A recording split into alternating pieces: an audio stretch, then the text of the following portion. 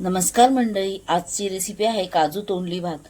प्रथम तांदूळ मी अर्धा तास नितळत ठेवलेले आणि मग एका पातेल्यात तेल घातलं। तेल गरम झाल्यावर त्यात हिंग, गरम मसाला आणि कांदा घालून तो चांगला परतून घेतला।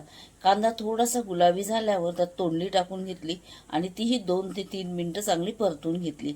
आणि मग त्यामध्ये बिर्याणी मसाला, तांदूळ, काजू, हळद, तिखट, मीठ चवीनुसार घालून ते चांगलं ढवळून घेतलं। आणि मी 2 वाट्या तांदूळ घेतले, छोट्या 2 वाट्या। त्या मी 4 वाट्या पाणी उकळत ठेवलं होतं आणि मग ते पाणी उकळलेलं पाणी त्यामध्ये घालून घेतलं आणि त्याच्यावर झाकण ठेवून भात शिजवून घेतला। भात पूर्ण शिजल्यावर त्यावर साजूक तूप, ओलं खोबरं आणि कोथिंबीर टाकून घेतली। परत 2 ते 3 मिनिटं ते वाफून घेतलं। आता इथे आपला भात झालेला आहे। तुम्ही तुमच्या परिवारासोबत असा करून तो एन्जॉय करा। रेसिपी आवडल्यास चॅनलला सबस्क्राईब आणि व्हिडिओला लाईक करा। थँक्यू।